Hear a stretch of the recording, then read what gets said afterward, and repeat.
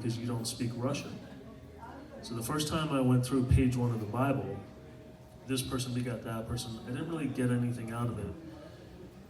And like I was talking about John Grisham captures you from the first sentence. He grabs your attention and then he pulls you in. And I thought that's what a good writer does. And I thought maybe the Bible isn't written very well. And I thought maybe God made a mistake by writing it so boring. But I've been listening to some pretty interesting guys on YouTube, and I found out that there was an actual Russian who left Russia in the 1860s. He attended Harvard University where he studied Hebrew and Greek. And he noticed that there were certain structures in the Bible called the heptadic structure.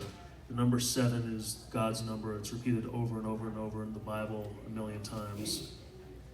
And he noticed that the number of words in the genealogy of Matthew is divisible by 7.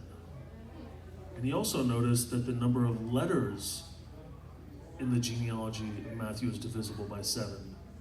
And then he kept going and he noticed that the nouns were divisible by 7, the verbs were divisible by 7, the vowels were divisible by 7, the consonants are divisible by 7. So imagine if you had to write a genealogy and it has to fulfill all these rules: words, letters, nouns, verbs, vowels, and consonants. And they all have to be perfectly divisible by 7 with not one left over. But it goes further than that, because the words starting with a vowel are perfectly divisible by 7. The words starting with a consonant are perfectly divisible by 7. Words occurring more than once are perfectly divisible by 7. I'm going to read some more qualities that are perfectly divisible by 7.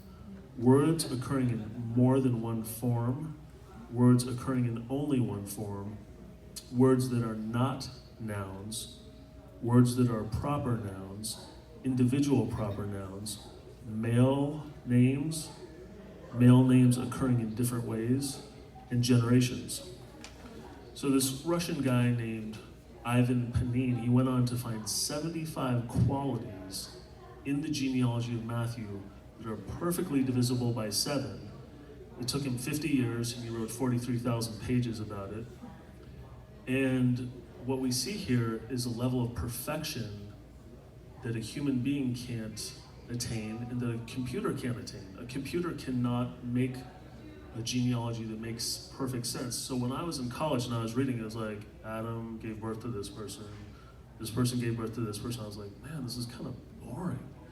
But then when you see it from a different perspective, you realize this is perfection beyond, it almost would send you into an ecstatic state to realize that this is beyond our ability, even in 2019, to create with a computer. It's amazing.